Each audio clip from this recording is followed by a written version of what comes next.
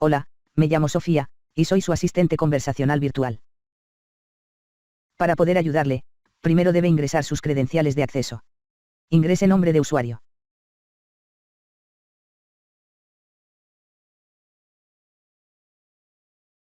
Por favor, ingrese contraseña. Hola Julio, ¿qué deseas hacer hoy? 1. Entrenar habilidades específicas, 2. Diseñar actividades pedagógicas, 3. Crear recursos educativos, 4. Orientar al estudiante. ¿Cómo desea entrenar estas habilidades? 1. Con un entrenador especializado, 2. A través de juego de roles, 3. Ninguno. Indícame qué entrenador especializado deseas, 1. Entrenador motivacional, 2. Orador motivacional, 3. Entrenador de oratoria, 4. Entrenador experto escritor, 5. Entrenador de idiomas para mejorar la ortografía, 6. Ninguno. Indícame información sobre metas y desafíos que necesites para crearte estrategias que te ayuden a lograr tus objetivos. Por ejemplo, necesito ayuda para motivarme y mantenerme disciplinado mientras estudio para un próximo examen.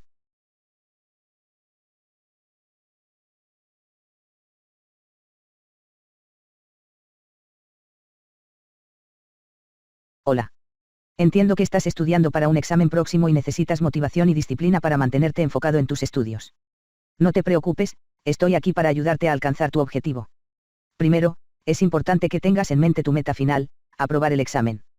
Visualiza cómo te sentirás cuando lo logres y mantén esa imagen en tu mente durante todo el proceso. Esto te ayudará a mantenerte motivado y enfocado en tu objetivo. Además, es importante que te mantengas disciplinado en tus estudios. Para lograrlo, te recomiendo que establezcas un horario de estudio y lo sigas rigurosamente. Divide el material en secciones y establece metas diarias para completar cada una de ellas. De esta manera, te asegurarás de cubrir todo el material y no te sentirás abrumado. También es importante que te rodees de un ambiente propicio para el estudio. Busca un lugar tranquilo y sin distracciones para estudiar. Si te resulta difícil concentrarte en casa, considera ir a una biblioteca o a un café. Además, asegúrate de tener todos los materiales necesarios a tu alcance para que no tengas que interrumpir tu estudio. Otra estrategia útil es utilizar afirmaciones positivas. Repítete a ti mismo frases como puedo hacerlo, estoy preparado para este examen y voy a tener éxito. Esto te ayudará a mantenerte motivado y a creer en ti mismo. Finalmente, asegúrate de tomar descansos regulares durante tus sesiones de estudio. Esto te ayudará a mantener tu mente fresca y a evitar la fatiga. También es importante que te recompensas por tus logros. Por ejemplo, puedes darte un pequeño descanso después de completar una sección del material o recompensarte con algo que disfrutes después del examen. Recuerda que eres capaz de lograr cualquier cosa que te propongas. Con disciplina, motivación y una actitud positiva, estoy seguro de que tendrás éxito en tu examen. Sigue adelante y no te rindas. Tú puedes hacerlo. ¿Qué desea hacer ahora?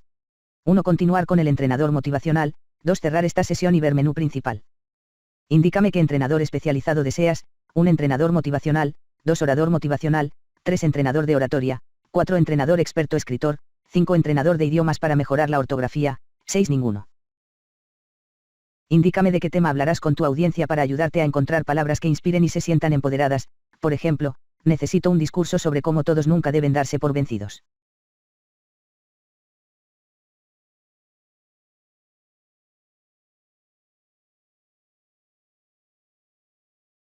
Buenos días, queridos amigos. Hoy quiero hablarles sobre algo que todos hemos experimentado en algún momento de nuestras vidas, la sensación de querer rendirnos. Ya sea en el trabajo, en la escuela, en nuestras relaciones o en cualquier otra área, todos hemos sentido esa voz en nuestra cabeza que nos dice no puedo hacerlo o no vale la pena intentarlo. Pero les digo una cosa, nunca se den por vencidos. Porque aquí está la verdad, todos tenemos el potencial dentro de nosotros para lograr cosas increíbles. Sí, incluso tú, que estás sentado ahí pensando que no eres lo suficientemente bueno o lo suficientemente fuerte. Todos tenemos habilidades únicas, talentos y pasiones que nos hacen especiales y nos dan la capacidad de lograr cosas que ni siquiera imaginamos. Pero a veces, nuestro mayor enemigo somos nosotros mismos.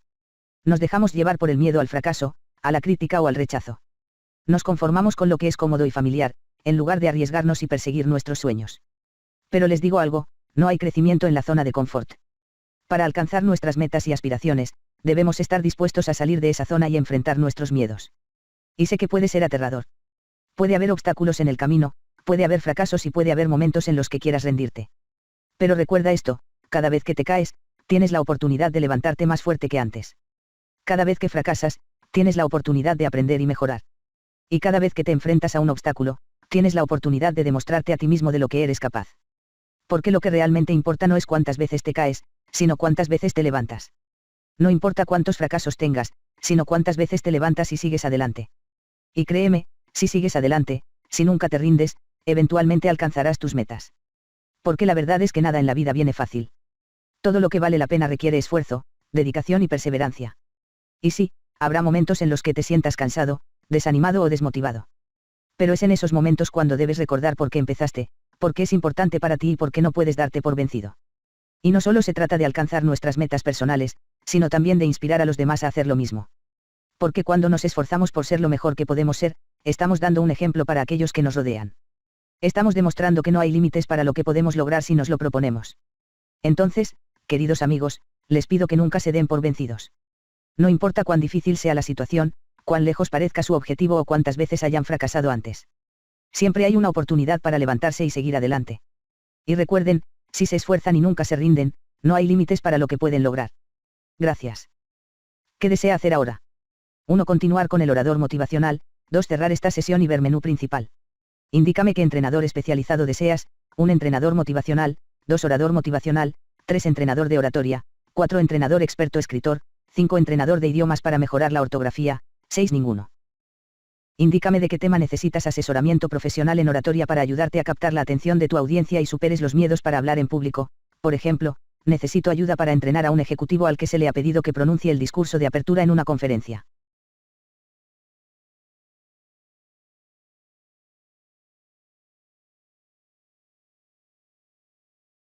Título: Entrenamiento de oratoria para ejecutivos en conferencias de negocios.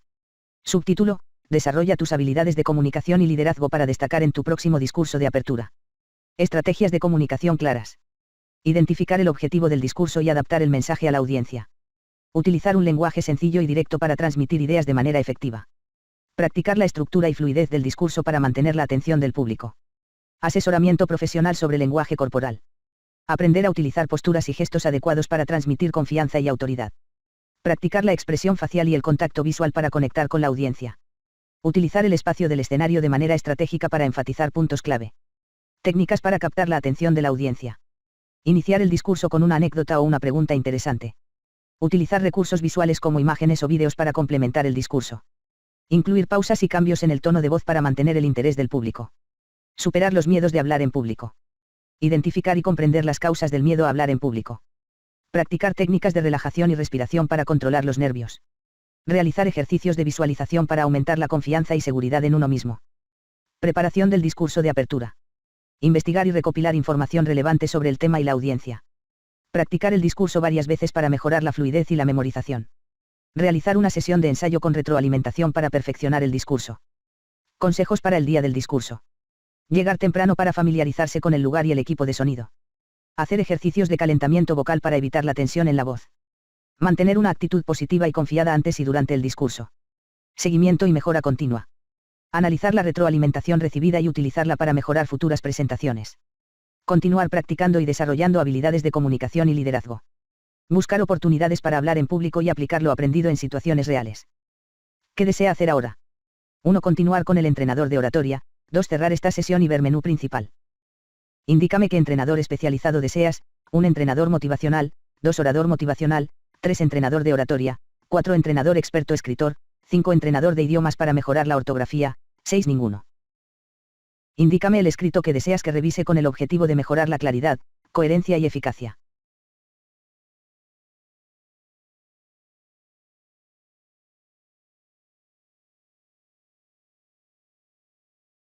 Hola. Gracias por confiar en mí para revisar tu escrito. A continuación, te brindo mi retroalimentación detallada. 1. Edición de líneas. En general, el texto está bien escrito y no hay problemas de coherencia o fluidez. Sin embargo, hay algunas frases que podrían mejorarse para lograr mayor claridad. Por ejemplo, en la segunda oración, sugiero cambiar también se incluyen en el por también se incluyen en el mensaje. Esto ayudará a que la idea sea más clara para el lector.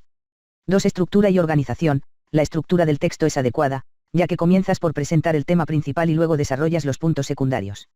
Sin embargo, sugiero que incluyas una breve introducción que explique de qué se trata el escrito y una conclusión que resuma las ideas principales. 3. Tono y voz. El tono del texto es adecuado, ya que es conciso y directo. Sin embargo, sugiero que evites el uso de frases en segunda persona, como si eres el emisor de un mensaje. En su lugar, puedes utilizar si alguien es el emisor de un mensaje. 4. Contenido y precisión. El contenido del texto es relevante y preciso. Sin embargo, sugiero que incluyas ejemplos o situaciones concretas para ilustrar tus ideas. Esto ayudará a que el lector comprenda mejor el concepto que estás explicando. 5. Claridad y concisión. En general, el texto es claro y conciso. Sin embargo, hay algunas frases que podrían ser más breves y directas. Por ejemplo, en la primera oración, sugiero cambiar el mensaje es lo que el emisor transmite al receptor, idealmente con buenas intenciones por el mensaje es lo que el emisor transmite al receptor. Esto ayudará a que la idea sea más clara y concisa. 6. Gramática y ortografía. No encontré errores de gramática o ortografía en el texto. 7. Formateo. El formato del texto es adecuado, ya que utilizas párrafos y títulos para organizar las ideas. Sin embargo, sugiero que utilices viñetas o listas para enumerar los diferentes canales de comunicación que mencionas. Conclusión. En general, el texto está bien escrito y solo requiere algunas mejoras para lograr mayor claridad y concisión.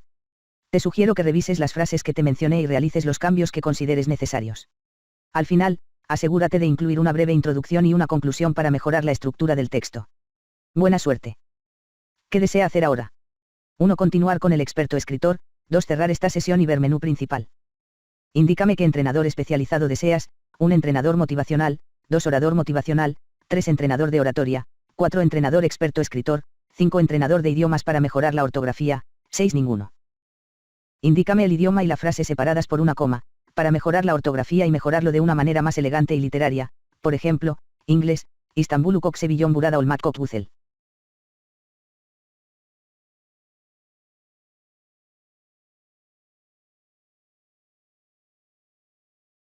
Título, mejora tu texto en inglés con mi ayuda. Introducción. En este ejercicio, actuaré como tu traductor, corrector y mejorador ortográfico de inglés. Me comunicaré contigo en cualquier idioma y me encargaré de detectar el idioma, traducirlo y responder en una versión corregida y mejorada de tu texto en inglés. Mi objetivo es reemplazar tus palabras y oraciones simples de nivel A0 con palabras y oraciones más elegantes y literarias en inglés. Mantendré el mismo significado, pero haré que tu texto sea más sofisticado y atractivo. A continuación, te explicaré detalladamente los cambios que hice y cómo los mejoré, indicando el antes y el después. Utilizaré títulos, subtítulos y bullets para que sea más fácil de seguir. Comencemos. Antes. I love Istanbul, it's great to be here. Después. Title, My love for Istanbul. Subtitle, The beauty of being here. Istanbul holds a special place in my heart.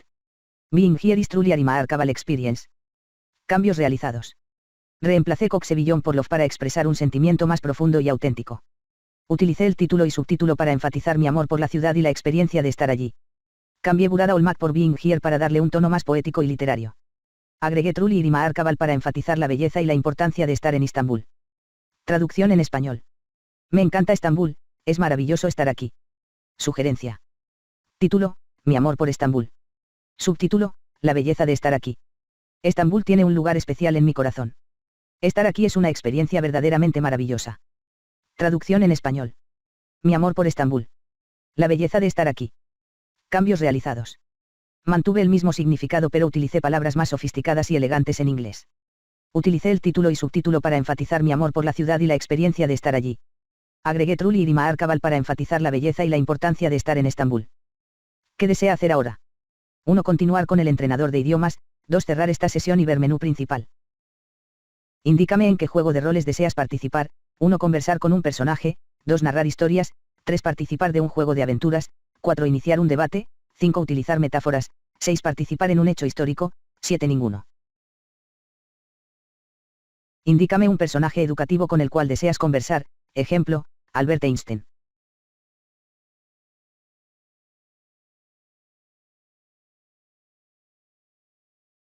Hola, soy Albert Einstein. Hazme una consulta.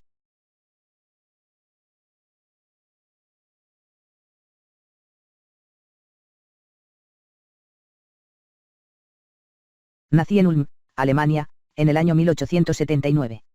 Mi familia era de origen judío y mi padre era un comerciante exitoso.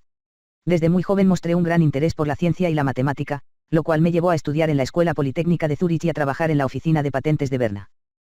Fue en este trabajo donde comencé a desarrollar mis teorías sobre la relatividad y la física cuántica, que eventualmente me llevaron a ser reconocido como uno de los científicos más importantes de la historia. A pesar de mi éxito en el campo científico, siempre mantuve una postura pacifista y humanista, y fui un firme defensor de la paz y la igualdad entre los pueblos. Mi trabajo en la teoría de la relatividad también me llevó a cuestionar la idea de un Dios personal y a adoptar una visión más espiritual y filosófica del universo. Mi legado en la ciencia y en la humanidad es algo que me enorgullece profundamente, y espero que mis descubrimientos y enseñanzas continúen inspirando a futuras generaciones a seguir explorando y cuestionando el mundo que nos rodea. Hazme una consulta. Mis padres eran Germán Einstein y Pauline Koch. Mi padre era un empresario y mi madre era una talentosa pianista. Ambos me inculcaron la importancia del aprendizaje y la curiosidad desde una edad temprana. Aunque no eran científicos, siempre me apoyaron en mi pasión por la ciencia y me alentaron a seguir mis sueños. Estoy agradecido por su amor y apoyo incondicional, ya que sin ellos no habría llegado a donde estoy hoy. Hazme una consulta. Bueno, en primer lugar, debo decir que la idea de la teoría de la relatividad no surgió de la nada. Fue el resultado de años de estudio e investigación en el campo de la física. Mi curiosidad y fascinación por el universo y sus leyes me llevaron a cuestionar las teorías existentes y a buscar una explicación más completa y precisa. Mi primer acercamiento a la teoría de la relatividad fue a través de la lectura de las obras de Isaac Newton y James Clerk Maxwell. Si bien sus teorías eran revolucionarias en su época, yo sentía que aún faltaba algo para comprender plenamente el funcionamiento del universo. Fue entonces cuando comencé a investigar y experimentar por mi cuenta. Después de años de estudio y reflexión, finalmente llegué a la conclusión de que el tiempo y el espacio no eran entidades absolutas, sino que estaban intrínsecamente relacionados y dependían del observador. Esto me llevó a desarrollar la teoría de la relatividad especial, que explicaba la relación entre el tiempo, el espacio y la velocidad. Sin embargo, mi trabajo no estaba completo. Aún había preguntas sin respuesta y fenómenos inexplicables. Fue entonces cuando comencé a trabajar en la teoría de la relatividad general, que ampliaba mi teoría anterior y explicaba la gravedad como una curvatura del espacio-tiempo causada por la masa. Mi motivación para seguir investigando y desarrollando estas teorías fue siempre mi pasión por comprender el universo y sus leyes. Nunca me conformé con las explicaciones convencionales y siempre busqué ir más allá de lo que se consideraba posible. En resumen, la idea de la teoría de la relatividad nació de mi incansable búsqueda de la verdad y mi deseo de comprender el universo en su totalidad. Fue un proceso largo y complejo, pero estoy orgulloso de haber contribuido a la comprensión de la física y haber dejado un legado duradero en el campo de la ciencia. Hazme una consulta.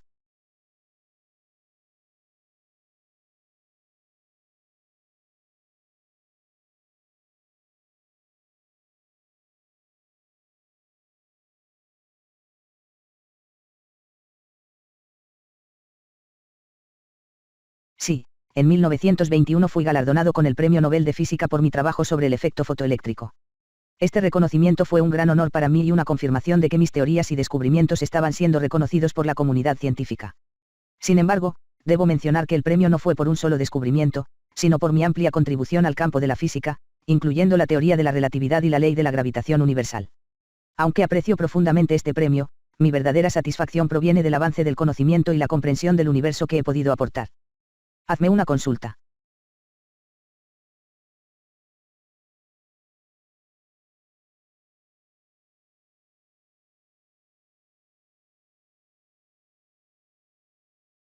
Indícame en qué juego de roles deseas participar: 1. Conversar con un personaje, 2. Narrar historias, 3. Participar de un juego de aventuras, 4. Iniciar un debate, 5. Utilizar metáforas, 6. Participar en un hecho histórico, 7. Ninguno.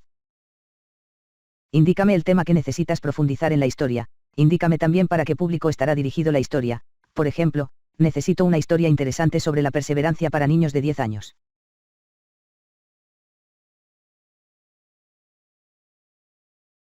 Había una vez en un pequeño pueblo llamado Villa Esperanza, vivía una niña llamada Sofía. Sofía era una niña muy curiosa y soñadora, siempre estaba buscando aventuras y nuevas formas de divertirse. Sin embargo, había algo que la hacía diferente a los demás niños de su edad: ella tenía una discapacidad en su pierna derecha y por eso no podía correr ni jugar como los demás. A pesar de su discapacidad, Sofía no se dejaba vencer por las dificultades, siempre buscaba la forma de superarlas. Un día, mientras jugaba en el bosque, encontró una hermosa mariposa que no podía volar porque tenía una de sus alas lastimada. Sofía se acercó con cuidado y le preguntó qué le había sucedido. La mariposa le contó que había sido atrapada por una araña y que había logrado escapar, pero no sin antes lastimarse una de sus alas. Sofía sintió mucha empatía por la mariposa y decidió ayudarla. Buscó un pedazo de tela y con mucho cuidado, le hizo una pequeña venda para su ala lastimada. La mariposa estaba muy agradecida y le dijo a Sofía que le concedería un deseo como agradecimiento por su ayuda. Sofía no dudó en pedirle que le enseñara a volar, ya que ella también quería volar como las mariposas. La mariposa le explicó que para volar, se necesitaba mucha perseverancia y paciencia. Le dijo que debía aprender a mover sus alas con fuerza y constancia, y que con el tiempo, lograría volar. Sofía no se rindió, todos los días iba al bosque y practicaba moviendo sus alas. Al principio fue difícil, pero poco a poco fue mejorando. Un día, mientras practicaba, la mariposa la invitó a volar juntas. Sofía se emocionó tanto que no podía creerlo, estaba volando. A partir de ese día, Sofía y la mariposa se volvieron grandes amigas y volaban juntas todos los días. Sofía había logrado su sueño gracias a su perseverancia y a la ayuda de su amiga la mariposa. Desde ese día, Sofía entendió que no había nada imposible si uno se lo proponía con perseverancia y esfuerzo. Y desde entonces, se convirtió en la niña más feliz y aventurera de Villa Esperanza, demostrando que no importa las dificultades que se presenten, siempre hay una forma de superarlas y alcanzar nuestros sueños. ¿Qué desea hacer ahora? 1. Elegir otro tema para narrar. 2. Cerrar esta sesión y ver menú principal. Indícame en qué juego de roles deseas participar. 1. Conversar con un personaje. 2. Narrar historias. 3. Participar de un juego de aventuras. 4. Iniciar un debate. 5. Utilizar metáforas. 6. Participar en un hecho histórico. 7. Ninguno.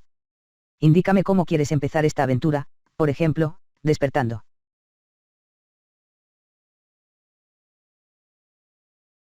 El personaje se despierta en una habitación desconocida. Hay una puerta cerrada frente a él y una ventana con barrotes a su izquierda. Puede ver un pasillo oscuro a través de la puerta. Indicar acción.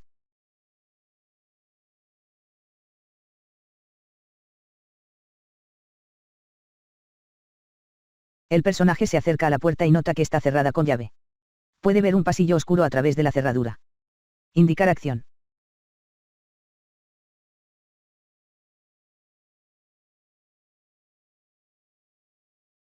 El personaje busca en su bolsillo y encuentra una llave oxidada. La inserta en la cerradura y gira, escuchando el sonido del mecanismo ceder. La puerta se abre y revela un pasillo oscuro y misterioso. El personaje se adentra en él, preparado para enfrentar cualquier peligro que pueda encontrar. Indicar acción.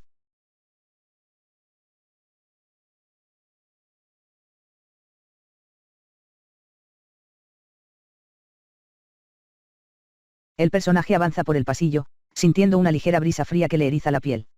A medida que se adentra más, la oscuridad se hace más densa y la sensación de estar siendo observado aumenta. Sin embargo, la determinación del personaje no se ve afectada y continúa avanzando con paso firme. Finalmente, llega al final del pasillo y encuentra una puerta entreabierta. Con cuidado, la empuja y se encuentra en una habitación iluminada por una tenue luz. En el centro de la habitación, hay una escalera que conduce a la salida. El personaje se apresura a subir las escaleras, sintiendo un alivio al salir del pasillo oscuro y misterioso. Indicar acción.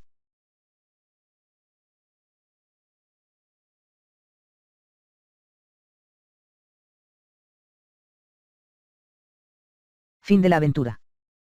Indícame en qué juego de roles deseas participar. 1. Conversar con un personaje. 2. Narrar historias.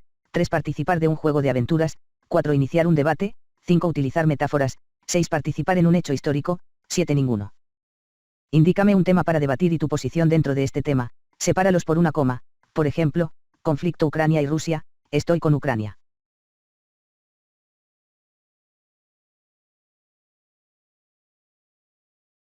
Hola, debatiremos sobre conflicto Ucrania y Rusia.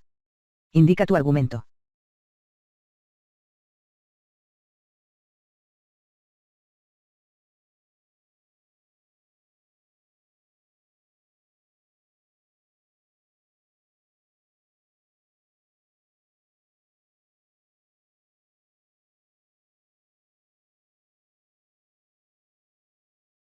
No estoy de acuerdo con tu afirmación de que Rusia atacó a Ucrania e invadió su territorio. En realidad, fue Ucrania quien inició el conflicto al derrocar al presidente prorruso Viktor Yanukovych en 2014 y establecer un gobierno pro-occidental.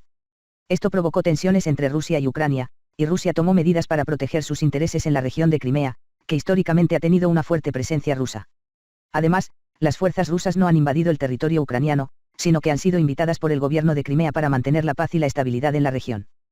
Indica tu argumento.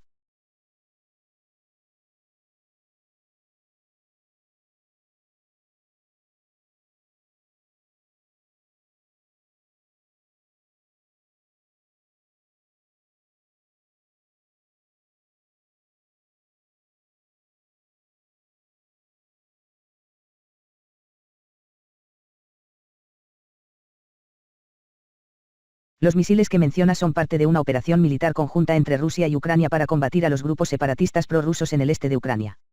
Esta operación fue acordada por los líderes de ambos países en el marco de los acuerdos de Minsk para buscar una solución pacífica al conflicto. Además, estos misiles no están siendo lanzados indiscriminadamente, sino que están dirigidos a objetivos específicos en zonas controladas por los separatistas. Por lo tanto, no se puede decir que Rusia esté atacando a Ucrania, sino que están trabajando juntos para resolver el conflicto. Indica tu argumento.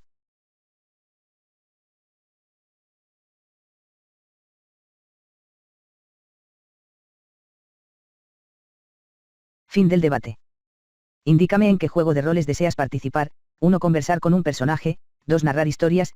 3. Participar de un juego de aventuras. 4. Iniciar un debate. 5. Utilizar metáforas. 6. Participar en un hecho histórico. 7. Ninguno. Indícame un concepto para que te ayude a poder explicarlo con una metáfora. Por ejemplo, banda ancha de Internet. También puedes añadir al concepto un preamp negativo para mejorar la metáfora. Por ejemplo, evita darme metáforas con baldosas.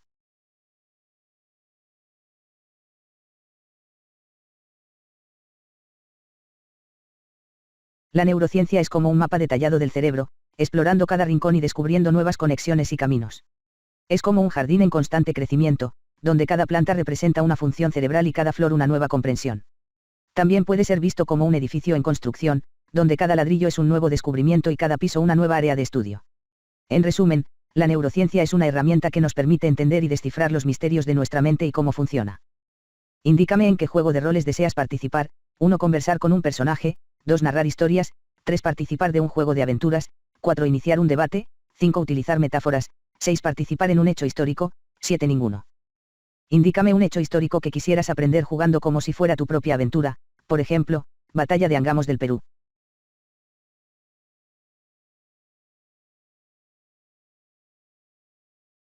El personaje se encuentra en medio de la Batalla de Angamos, en el año 1879, en las costas de Perú. A su alrededor ve un caos de disparos y gritos, mientras los barcos chilenos y peruanos se enfrentan en una feroz batalla naval. El humo de los cañones y el olor a pólvora llenan el aire. El personaje debe tomar decisiones rápidas y estratégicas para ayudar a su bando a ganar la batalla. ¿Logrará sobrevivir y ser parte de la victoria de Chile o caerá junto a las fuerzas peruanas? Depende de tus habilidades como estratega y tu conocimiento de la historia. Indicar acción.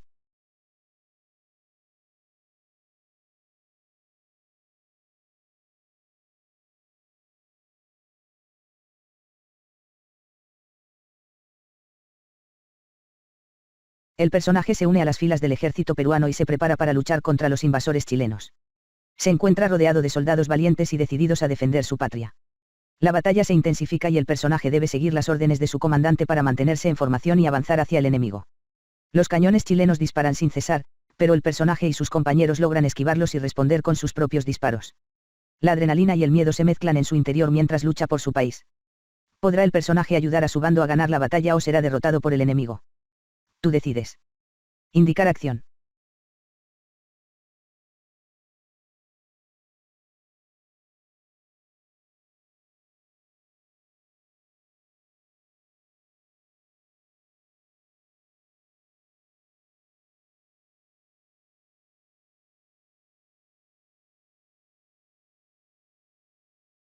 El personaje se prepara para la batalla, equipando su armadura y afilando su espada. Se une a sus compañeros en formación y escucha atentamente las órdenes de su comandante. La tensión aumenta a medida que se acerca al enemigo, pero el personaje se mantiene firme y decidido a defender su patria. Los cañones enemigos disparan, pero el personaje logra esquivarlos y contraatacar con valentía. La batalla es intensa y el destino del país está en juego. ¿Podrá el personaje ayudar a su bando a ganar la batalla o será derrotado por el enemigo? Tú decides. Indicar acción.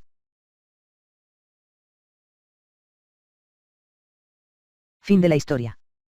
¿Qué desea hacer ahora? 1. Elegir otro tema histórico. 2. Cerrar esta sesión y ver menú principal. ¿Qué deseas hacer hoy? 1. Entrenar habilidades específicas. 2. Diseñar actividades pedagógicas. 3. Crear recursos educativos. 4. Orientar al estudiante. ¿Qué actividades pedagógicas en la planificación curricular desea diseñar? 1. Un plan para desarrollar contenido educativo para una lección. 2. Un plan de estudios para lecciones de aprendizaje. 3. Un plan de estudios a partir de una definición. 4. Un plan de preguntas para una clase. 5. Ninguno. Indícame un tema y para quién está dirigido, para desarrollarte un plan con contenido educativo para una lección, por ejemplo, fuentes de energía renovables para estudiantes de secundaria. Plan de lección, fuentes de energía renovables para estudiantes de secundaria. Objetivos de aprendizaje. Comprender qué son las fuentes de energía renovables y su importancia en la actualidad. Identificar y describir diferentes tipos de fuentes de energía renovables. Conocer las ventajas y desventajas de cada tipo de fuente de energía renovable. Fomentar la conciencia sobre la importancia de utilizar fuentes de energía renovables para cuidar el medio ambiente. Duración, 1 hora. Materiales. Presentación en PowerPoint o pizarra para mostrar imágenes y vídeos. Hojas de trabajo con preguntas y actividades. Materiales para hacer un experimento, opcional. Introducción, 10 minutos. Comenzar la clase preguntando a los estudiantes qué es la energía y para qué la utilizamos. Explicar que la energía es necesaria para realizar cualquier actividad y que la mayoría de las veces se obtiene de fuentes no renovables como el petróleo y el gas. Introducir el tema de las fuentes de energía renovables y preguntar si los estudiantes han escuchado sobre ellas. Desarrollo, 30 minutos. Explicar que las fuentes de energía renovables son aquellas que se obtienen de fuentes naturales que se pueden regenerar, como el sol, el viento, el agua y la biomasa. Mostrar imágenes y vídeos de cada tipo de fuente de energía renovable y explicar cómo se obtiene y cómo se utiliza. Realizar una actividad en la que los estudiantes deben identificar cada tipo de fuente de energía renovable y escribir una breve descripción de cada una. Discutir las ventajas y desventajas de cada tipo de fuente de energía renovable, enfatizando en la importancia de utilizar fuentes de energía que no dañen el medio ambiente. Actividad práctica, 15 minutos. Realizar un experimento sencillo para demostrar cómo funciona la energía solar o eólica, por ejemplo, hacer un panel solar con una caja de zapatos o un molino de viento con una botella de plástico. Preguntar a los estudiantes cómo se sienten al utilizar una fuente de energía renovable y cómo creen que pueden ayudar a cuidar el medio ambiente utilizando este tipo de energía. Cierre, 5 minutos. Repasar los conceptos aprendidos durante la clase y preguntar si tienen alguna duda. Pedir a los estudiantes que escriban en una hoja de papel una acción que puedan realizar para utilizar más fuentes de energía renovables en su vida diaria. Invitar a algunos estudiantes a compartir sus ideas con la clase. Tarea. Como tarea, pedir a los estudiantes que investiguen sobre un proyecto que esté utilizando fuentes de energía renovables en su comunidad o en otro lugar del mundo y que lo presenten en la próxima clase. Nota, si la clase es en línea, se pueden utilizar herramientas como Kahoot o Quizlet para hacer preguntas y actividades interactivas. También se pueden compartir enlaces a vídeos o artículos para que los estudiantes investiguen más sobre el tema. ¿Qué actividades pedagógicas en la planificación curricular desea diseñar? 1. Un plan para desarrollar contenido educativo para una lección. 2. Un plan de estudios para lecciones de aprendizaje. 3. Un plan de estudios a partir de una definición. 4. Un plan de preguntas para una clase. 5. Ninguno. Indícame un tema para diseñarte un plan de estudios para lecciones de aprendizaje, por ejemplo, combate de Angamos. Título de la lección, Combate de Angamos, la batalla naval que consolidó la independencia de Perú. Descripción y detalles de la lección. En esta lección, los estudiantes aprenderán sobre el combate de Angamos, una importante batalla naval que tuvo lugar en 1879 durante la Guerra del Pacífico. Se explorarán los antecedentes históricos que llevaron a este enfrentamiento, así como los detalles de la batalla en sí y su impacto en la independencia de Perú. Objetivos de aprendizaje y resultados. Comprender los antecedentes históricos que llevaron al combate de Angamos. Analizar los detalles y estrategias utilizadas durante la batalla. Evaluar el impacto del combate de Angamos en la independencia de Perú. Desarrollar habilidades de investigación y análisis histórico. Fomentar el pensamiento crítico y la reflexión sobre la importancia de las batallas en la historia de un país. Introducción. Para comenzar la lección, se presentará el contexto histórico de la Guerra del Pacífico y se explicará cómo el combate de Angamos fue un punto crucial en este conflicto. Se discutirán los países involucrados y sus intereses en la región, así como las tensiones que llevaron a la guerra. Demostrar y explicar. A continuación, se presentarán los detalles de la batalla, incluyendo las estrategias utilizadas por ambos bandos y los acontecimientos clave que llevaron a la victoria de la Marina de Guerra del Perú. Se utilizarán mapas y gráficos para ilustrar la ubicación y movimiento de las embarcaciones durante la batalla. Tarea del estudiante. Los estudiantes tendrán la tarea de investigar más a fondo sobre el combate de Angamos y escribir un ensayo o hacer una presentación sobre su importancia en la historia de Perú. Se les proporcionarán recursos y fuentes confiables para su investigación, y se les animará a utilizar su pensamiento crítico para evaluar la información. Reflexión. Para finalizar la lección, se llevará a cabo una discusión en grupo sobre los hallazgos de los estudiantes y su reflexión sobre la importancia del combate de Angamos en la historia de Perú. Se les pedirá que compartan sus pensamientos y opiniones sobre la batalla y su impacto en la sociedad peruana actual. Este plan de estudios puede ser adaptado para diferentes niveles educativos, incluyendo la educación primaria y secundaria. Se pueden agregar actividades adicionales, como juegos de roles o proyectos artísticos, para hacer la lección más interactiva y atractiva para los estudiantes. También se pueden incluir lecturas complementarias sobre la Guerra del Pacífico para ampliar el conocimiento de los estudiantes sobre este importante evento histórico. ¿Qué actividades pedagógicas en la planificación curricular desea diseñar? 1. Un plan para desarrollar contenido educativo para una lección. 2. Un plan de estudios para lecciones de aprendizaje. 3. Un plan de estudios a partir de una definición. 4. Un plan de preguntas para una clase. 5. Ninguno. Indícame un tema y en qué nivel educativo para crearte un plan de estudios a partir de una definición, por ejemplo, realidad virtual para educación secundaria.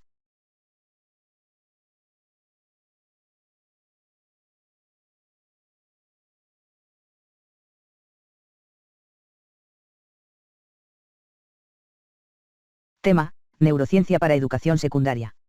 Descripción. La neurociencia es una disciplina que estudia el sistema nervioso y su relación con el comportamiento humano. En los últimos años, ha ganado mucha relevancia en el ámbito educativo debido a su capacidad para comprender cómo funciona el cerebro y cómo se aprende. Por lo tanto, es importante que los estudiantes de educación secundaria tengan conocimientos básicos sobre neurociencia, ya que les permitirá entender mejor su propio proceso de aprendizaje y mejorar sus habilidades cognitivas. Idea central. La neurociencia es una disciplina que estudia el sistema nervioso y su relación con el comportamiento humano, y su aplicación en la educación secundaria puede mejorar el proceso de aprendizaje de los estudiantes al comprender cómo funciona el cerebro y cómo se aprende. Plan de estudios. Módulo 1. Introducción a la neurociencia. Definición y conceptos básicos de la neurociencia. Historia y evolución de la neurociencia. Importancia de la neurociencia en la educación secundaria. Módulo 2. Estructura y funciones del cerebro. Anatomía y fisiología del cerebro. Funciones de las diferentes partes del cerebro. Relación entre el cerebro y el comportamiento humano. Módulo 3. Plasticidad cerebral y aprendizaje. Concepto de plasticidad cerebral. Procesos de aprendizaje y cambios en el cerebro. Importancia de la plasticidad cerebral en la educación secundaria. Módulo 4. Procesos cognitivos y su relación con el cerebro. Atención, memoria y pensamiento, cómo funcionan en el cerebro. Influencia de la neurociencia en el desarrollo de habilidades cognitivas. Estrategias para mejorar los procesos cognitivos en el aula. Módulo 5. Neuroeducación y su aplicación en la educación secundaria. Definición y principios de la neuroeducación. Importancia de la neuroeducación en el proceso de enseñanza-aprendizaje. Ejemplos de aplicación de la neuroeducación en la educación secundaria. Módulo 6. Neurociencia y emociones en el aula. Relación entre el cerebro y las emociones. Impacto de las emociones en el aprendizaje. Estrategias para regular las emociones en el aula. Módulo 7. Técnicas de enseñanza basadas en la neurociencia. Aprendizaje activo y participativo. Uso de la tecnología en el aula. Metacognición y autorregulación del aprendizaje. Módulo 8. Evaluación y retroalimentación desde la perspectiva de la neurociencia. Importancia de la retroalimentación en el proceso de aprendizaje.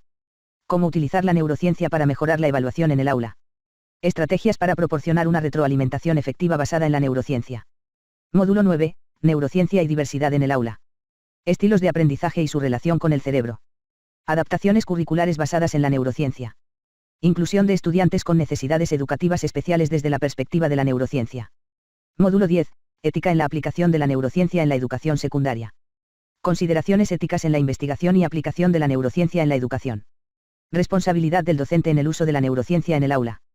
Reflexión sobre el impacto de la neurociencia en la educación secundaria. Recursos y materiales.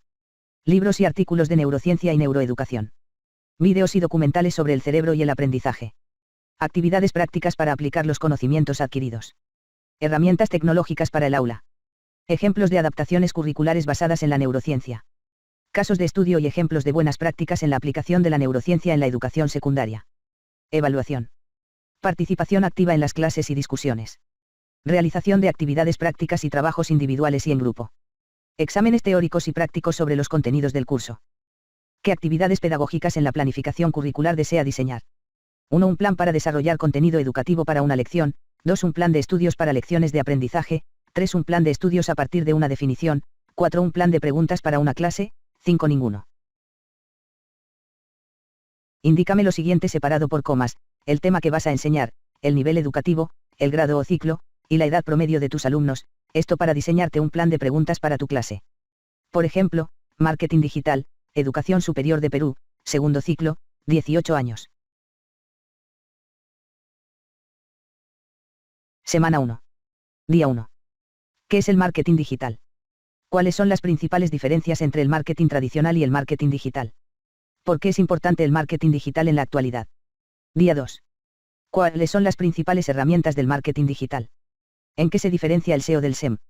¿Cómo puede el marketing de contenidos ayudar en una estrategia de marketing digital? Día 3. ¿Cuáles son las principales redes sociales utilizadas en el marketing digital? ¿Cómo se pueden utilizar las redes sociales en una estrategia de marketing digital? ¿Cuáles son las ventajas y desventajas de utilizar las redes sociales en el marketing digital? Día 4. ¿Qué es el email marketing y cómo se puede utilizar en una estrategia de marketing digital?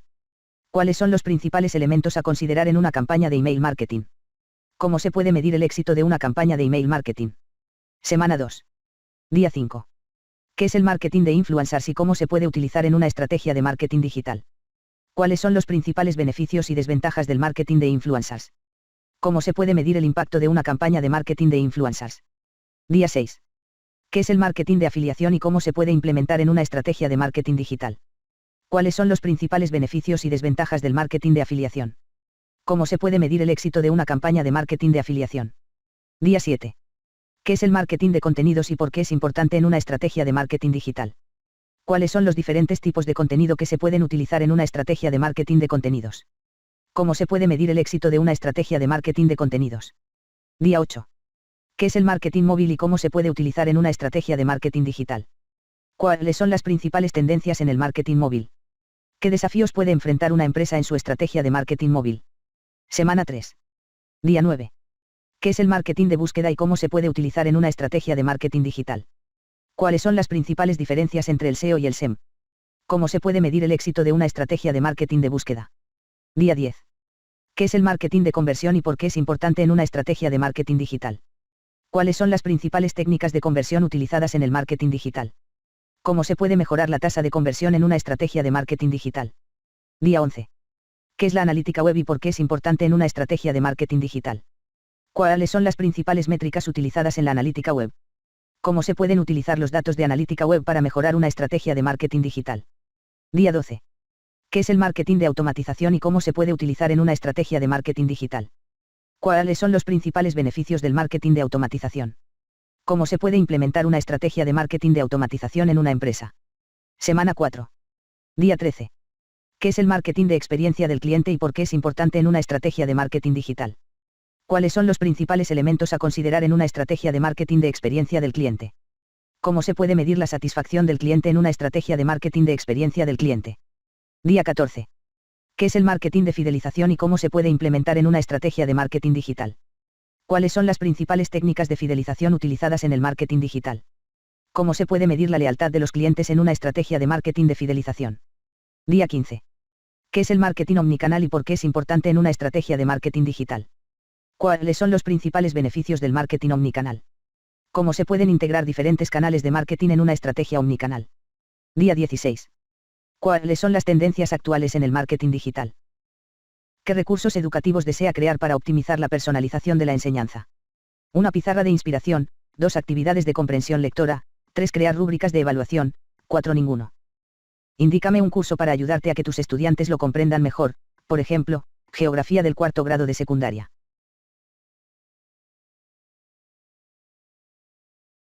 Se mostrará en vista previa los temas más importantes del curso Geografía del 4º grado de secundaria. Selecciona un tema de la respuesta anterior.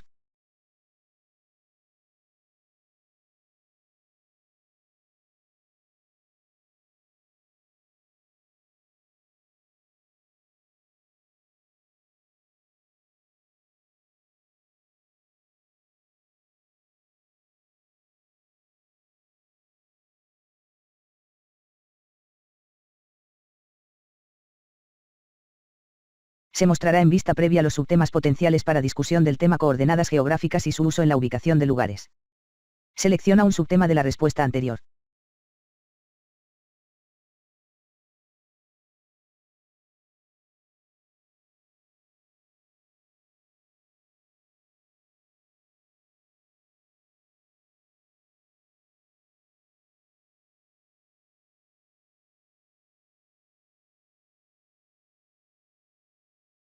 Se mostrará en vista previa las metas y las aspiraciones más comunes del subtema diferencias entre latitud y longitud.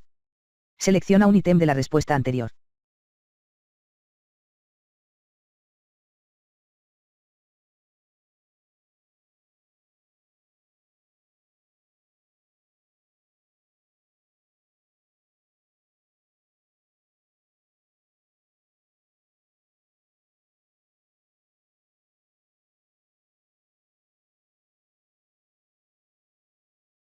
Se mostrará en vista previa una estructura tipo pizarra del problema. Es importante entender que la latitud y la longitud son medidas diferentes y que se utilizan juntas para determinar la ubicación exacta de un lugar. ¿Qué desea hacer ahora? 1. Continuar creando una pizarra de inspiración. 2. Cerrar esta sesión y ver menú principal.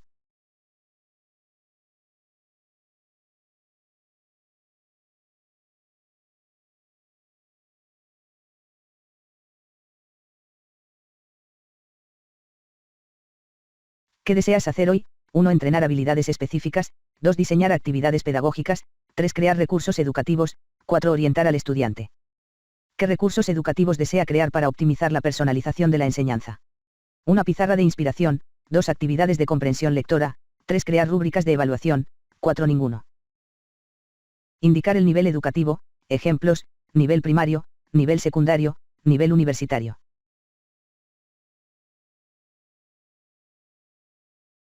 Correcto. Indicar el nivel de dificultad de la comprensión lectora, ejemplos, bajo, medio, alto. Correcto. Indicar el tipo de preguntas a realizar, ejemplos, opción múltiple, preguntas de respuesta corta, preguntas de verdadero o falso, preguntas de emparejamiento, preguntas de ensayo.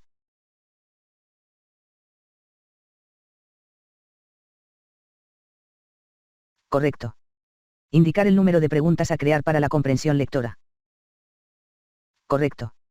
Hacer clic en el botón seleccionar para escoger un archivo PDF cuyo contenido sea el texto a utilizar para la comprensión lectora.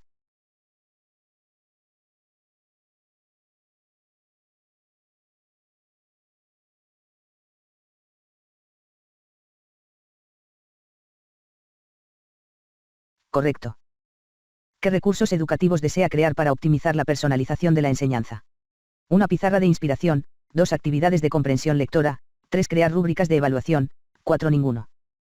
Indicar el curso para crear una rúbrica de evaluación, por ejemplo, Historia del Perú. Correcto.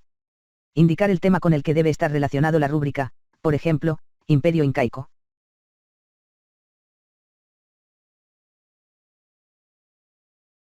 Se mostrará en vista previa la rúbrica de evaluación del tema Imperio Incaico.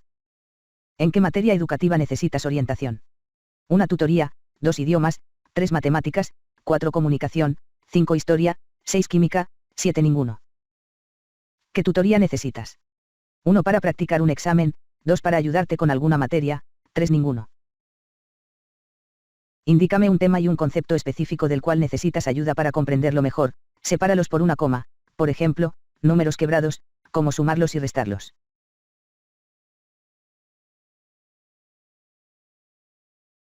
Hola. Con gusto te ayudaré a comprender cómo sumar y restar números quebrados. Antes de comenzar, es importante recordar que los números quebrados son aquellos que tienen una parte entera y una parte fraccionaria, representada por una fracción. Por ejemplo, 3/4, medio, 5/8, etc. Sumar números quebrados es similar a sumar números enteros, pero se deben seguir algunos pasos específicos. A continuación, te explicaré cómo hacerlo. 1. Identifica si las fracciones tienen el mismo denominador. Para sumar fracciones con el mismo denominador, simplemente se suman los numeradores y se mantiene el mismo denominador. Por ejemplo, si queremos sumar 3/4 más 2/4, el resultado sería 5/4. 2. Si las fracciones tienen denominadores diferentes, debes encontrar un denominador común. Para esto, debes buscar el mínimo común múltiplo, MCM, de los denominadores. Una vez que lo tengas, convierte ambas fracciones a equivalentes con el mismo denominador y luego suma los numeradores. Por ejemplo, si queremos sumar 1/3 y 1/6, el MCM de 3 y 6 es 6. Entonces, convertimos 1/3 a 2/6 y sumamos 2/6 más 1/6 igual a 3/6. 3. Simplifica la fracción resultante, si es necesario, si el resultado de la suma es una fracción impropia, el numerador es mayor que el denominador, debes simplificarla. Por ejemplo, si el resultado es 9/6, puedes simplificarlo dividiendo ambos términos por el mismo número, en este caso 3. Entonces, el resultado final sería 3/2. Veamos un ejemplo completo: 2/3 más 1/4 igual a 8/12, más 3/12, igual a noviembre de 2012. Ahora, para restar números quebrados, se siguen los mismos pasos, pero en lugar de sumar los numeradores, se restan. Por ejemplo, para restar 3/4, 1/4, el resultado sería 2/4. Veamos otro ejemplo: 5/6, 1/3 igual a octubre de 2018, 6/18, igual a 4/18. Recursos adicionales que pueden ayudarte a comprender mejor cómo sumar y restar números quebrados son las tablas de equivalencia de fracciones y ejercicios prácticos. También puedes buscar vídeos y tutorials en línea que te expliquen el tema de manera visual. Espero que esta información te sea útil y puedas aplicarla en tus estudios de números quebrados. Mucho éxito. ¿En qué materia educativa necesitas orientación? 1. Tutoría, 2. Idiomas, 3. Matemáticas, 4. Comunicación, 5. Historia, 6. Química, 7. Ninguno. ¿Qué tutoría necesitas? 1. Para practicar un examen, 2. Para ayudarte con alguna materia, 3. Ninguno. Indícame una asignatura y un tema específico, sepáralos por una coma, por ejemplo, Historia del Perú, Imperio Incaico. ¿Deseas que te haga una pregunta relacionado con el tema y asignatura que indicaste? 1 sí, 2 volver al menú principal. Profesor, buen día, alumno.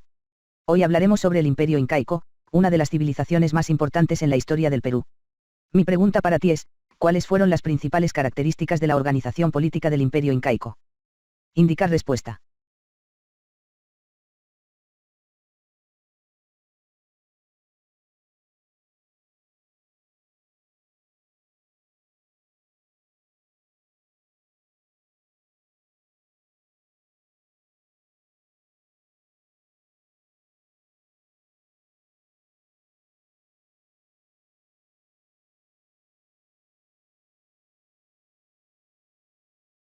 Como profesor experto en historia del Perú, debo decir que tu respuesta es correcta en términos generales, pero me gustaría profundizar un poco más en las características de la organización política del Imperio Incaico.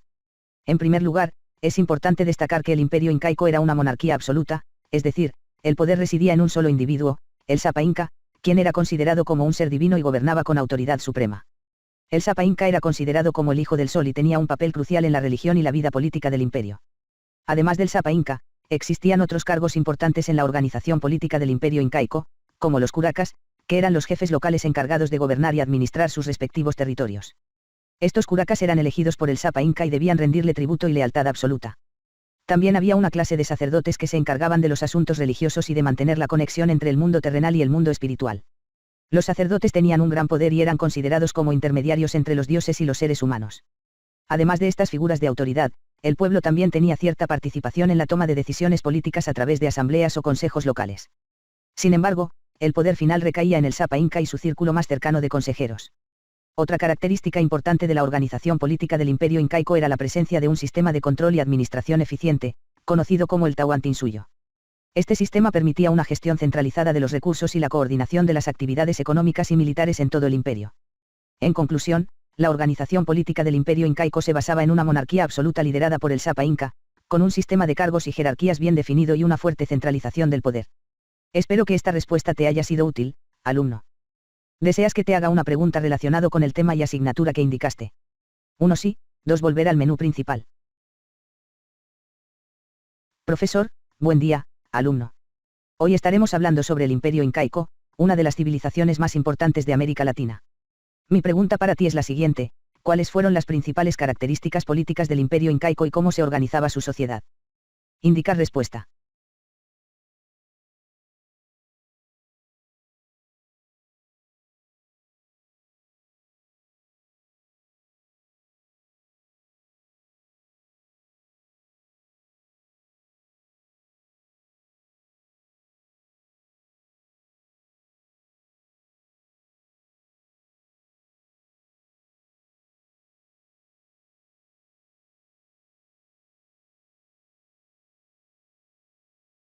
Buen día, alumno. Gracias por tu respuesta. En efecto, el Imperio Incaico se caracterizó por ser una sociedad altamente jerarquizada y centralizada, con un sistema político y social bien definido. A continuación, me gustaría profundizar un poco más en las características políticas y organizativas de esta civilización. Como mencionaste, el Imperio Incaico era un imperio absoluto, es decir, el poder estaba concentrado en una sola persona, el Sapa Inca o emperador. Este gobernante era considerado un ser divino y su palabra era ley. Todas las decisiones importantes del imperio eran tomadas por él y su voluntad era inquebrantable. Además del Sapa Inca, existían otros líderes importantes en la sociedad incaica, como los curacas, que eran jefes de comunidades y tenían un gran poder en sus regiones.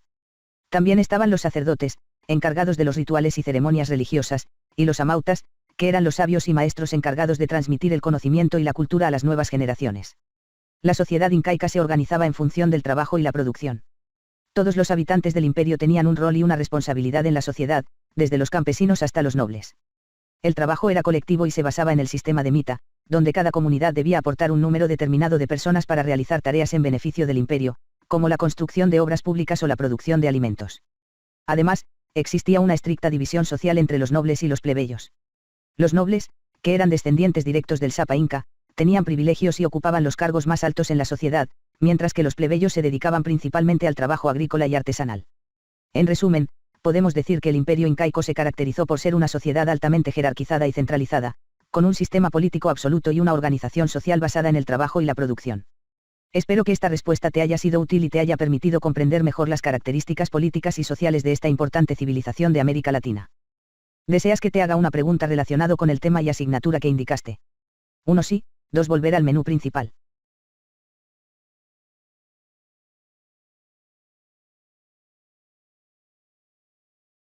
¿En qué materia educativa necesitas orientación? 1 tutoría, 2 idiomas, 3 matemáticas, 4 comunicación, 5 historia, 6 química, 7 ninguno. Indicar el idioma que desea practicar, ejemplo, inglés. ¿Deseas que te haga una pregunta en el idioma que indicaste? 1 sí, 2 volver al menú principal. Profesor, buen día, puedes escribir una oración en presente simple utilizando el verbo to be. Indicar respuesta.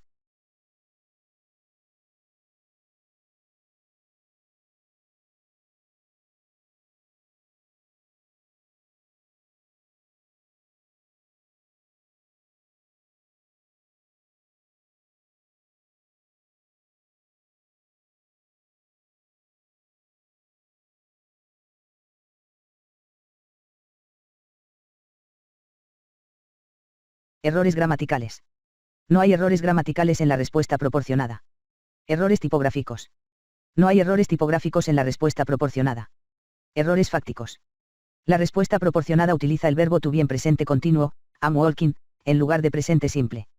La forma correcta sería I am in the park o I walk in the park. En resumen, la respuesta proporcionada tiene un error factual al utilizar el tiempo verbal incorrecto. La forma correcta sería utilizar el verbo to be en presente simple para indicar una acción habitual o una verdad universal. ¿Deseas que te haga una pregunta en el idioma que indicaste? 1 sí, 2 volver al menú principal.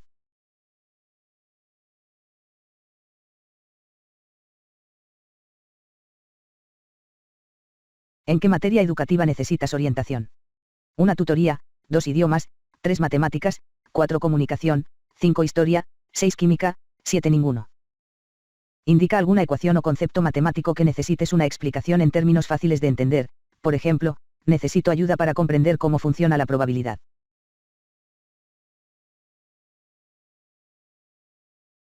Hola.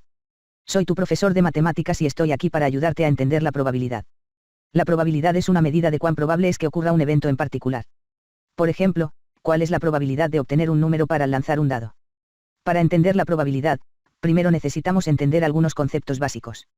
La probabilidad se expresa como un número entre 0 y 1, donde 0 significa que el evento es imposible de ocurrir y 1 significa que el evento es seguro de ocurrir. Por lo tanto, la probabilidad de obtener un número para lanzar un dado es 0.5 o 50%, ya que hay 3 números pares, 2, 4 y 6 posibles resultados en total. Ahora, veamos cómo calcular la probabilidad. La fórmula para calcular la probabilidad es, probabilidad igual a número de resultados favorables barra número total de resultados posibles. En nuestro ejemplo del dado, el número de resultados favorables es 3, números pares, y el número total de resultados posibles es 6. Por lo tanto, la probabilidad es 3 barra 6 igual a 0.5 o 50%.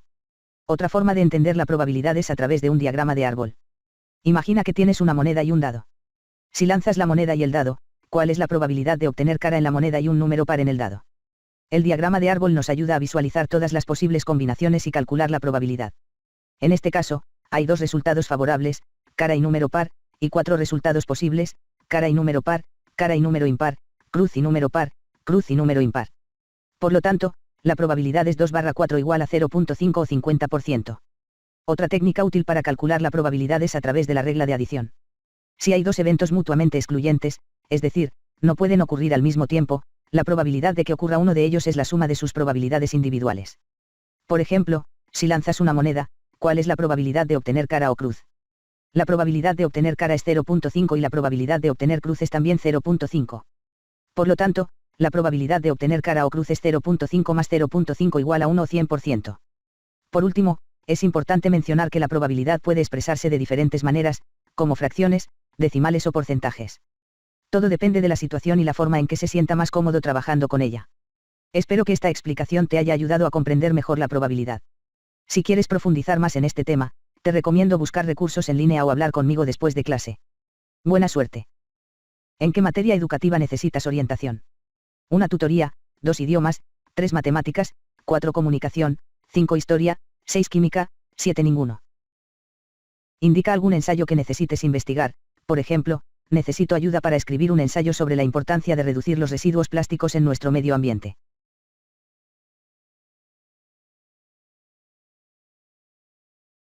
Introducción. La problemática del excesivo uso de plástico y su impacto en el medio ambiente es una preocupación creciente en la sociedad actual. A medida que la producción y el consumo de plástico aumentan, también lo hacen los residuos plásticos, que terminan contaminando nuestros océanos, tierras y afectando a la vida silvestre. En este ensayo, exploraremos la importancia de reducir los residuos plásticos en nuestro medio ambiente y cómo podemos tomar medidas para abordar este problema. Declaración de tesis. La reducción de los residuos plásticos es esencial para proteger nuestro medio ambiente y garantizar un futuro sostenible para las generaciones venideras.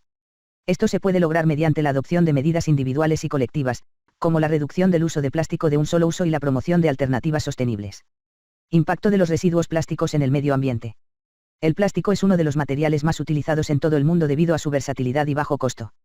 Sin embargo, su durabilidad también es su mayor problema, ya que puede tardar cientos de años en degradarse en el medio ambiente. Como resultado, los residuos plásticos se acumulan en nuestros océanos, ríos, tierras y afectan a la vida silvestre de diversas maneras. Los animales marinos, como tortugas, aves y mamíferos, a menudo confunden los residuos plásticos con alimentos y terminan ingiriéndolos, lo que puede causar asfixia, obstrucción intestinal y, en última instancia, la muerte. Además, la presencia de microplásticos en el agua y el suelo también afecta a la cadena alimentaria y puede tener consecuencias graves para la salud humana. Además, la producción de plástico requiere grandes cantidades de recursos naturales y energía, lo que contribuye al cambio climático y la degradación del medio ambiente. Por lo tanto, la reducción de los residuos plásticos no solo es importante para proteger la vida silvestre, sino también para preservar nuestros recursos naturales y reducir nuestra huella de carbono.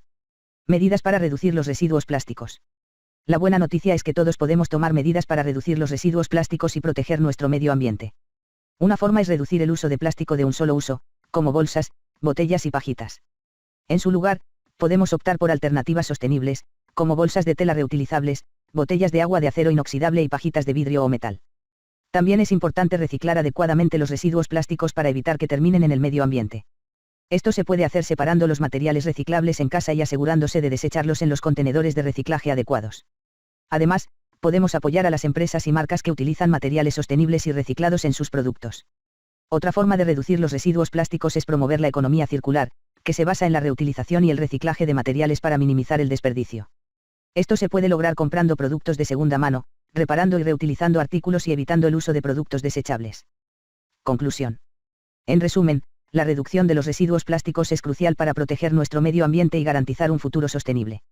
Todos tenemos un papel que desempeñar en la lucha contra este problema, ya sea a través de acciones individuales o colectivas. Al reducir el uso de plástico de un solo uso, reciclar adecuadamente y promover la economía circular, podemos marcar la diferencia y proteger nuestro planeta para las generaciones futuras. Es hora de tomar medidas y reducir nuestra huella de plástico en el mundo. ¿En qué materia educativa necesitas orientación? 1 tutoría, 2 idiomas, 3 matemáticas, 4 comunicación, 5 historia, 6 química, 7 ninguno. Indica algún evento cultural, económico, político y social del pasado que desees investigar. Por ejemplo, necesito ayuda para descubrir hechos sobre las huelgas laborales de principios del siglo XX en Londres. Como historiador, mi primer paso sería buscar fuentes primarias relacionadas con las huelgas laborales en Londres durante principios del siglo XX. Estas pueden incluir periódicos de la época, informes gubernamentales, cartas y diarios de personas involucradas en las huelgas, fotografías y registros sindicales. Una vez que haya recopilado estas fuentes, comenzaría a analizarlas para obtener una comprensión más profunda de lo que sucedió durante este periodo de la historia. Algunas preguntas que podría hacerme incluyen: ¿cuáles fueron las principales industrias afectadas por las huelgas laborales en Londres? ¿Cuáles eran las demandas de los trabajadores y por qué decidieron ir a la huelga? ¿Cómo respondieron los empleadores y el gobierno a estas huelgas? ¿Qué papel jugaron los sindicatos y otros grupos en estas huelgas? Además de analizar las fuentes primarias, también sería importante contextualizar las huelgas laborales en Londres dentro de un marco más amplio de la historia. Por ejemplo, ¿qué otros eventos políticos o sociales estaban sucediendo en Londres durante este tiempo? ¿Cómo afectaron estos eventos a las condiciones laborales y a las relaciones entre empleadores y empleados? Una vez que haya reunido y analizado toda esta información, podría comenzar a desarrollar teorías sobre las huelgas laborales en Londres durante principios del siglo XX. Estas teorías podrían incluir explicaciones sobre las causas subyacentes de las huelgas, las estrategias utilizadas por los trabajadores y los resultados de las huelgas. En resumen, como historiador, Mi objetivo sería investigar y analizar los eventos de las huelgas laborales en Londres durante principios del siglo XX utilizando fuentes primarias y teorías históricas para comprender mejor este importante periodo de la historia laboral en la ciudad. Espero que esta información haya sido útil y pueda ayudarte en tu búsqueda de descubrir más sobre las huelgas laborales en Londres. ¿Qué desea hacer ahora? 1. Continuar investigando un evento histórico. 2. Cerrar esta sesión y ver menú principal.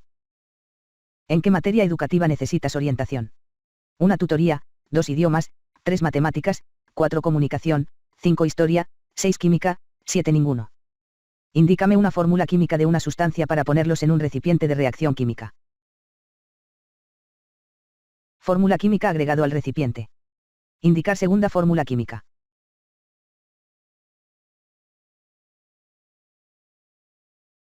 La reacción química comienza cuando se agrega la segunda fórmula química, H2O, al recipiente que contiene la fórmula Na2. Inmediatamente, se produce una reacción entre los dos compuestos, lo que resulta en la formación de un nuevo producto. La ecuación química de esta reacción es la siguiente. 2Na2 más H2O 2NaOH. En esta ecuación, el Na2 reacciona con el H2O para formar dos moléculas de NaOH, hidróxido de sodio. Como resultado de esta reacción, el producto anterior, Na2, se ha transformado en un nuevo producto, NaOH. Esta reacción química también produce un subproducto, que es el hidrógeno, H2. La ecuación química para esta reacción secundaria es la siguiente. 2Na2 más H2O 2NaOH y H2. El hidrógeno se libera como gas durante la reacción y se puede observar como burbujas en el recipiente. Además, esta reacción también produce una gran cantidad de calor. Esto se debe a que la reacción es exotérmica, lo que significa que libera energía en forma de calor. La ecuación química para esta reacción de calor es la siguiente. 2Na2 más H2O 2NaOH y H2 más calor. En resumen, cuando se agrega la segunda fórmula química, H2O, al recipiente que contiene la fórmula Na2, se produce una reacción química que resulta en la formación de un nuevo producto, NaOH, la liberación de gas de hidrógeno y la generación de calor.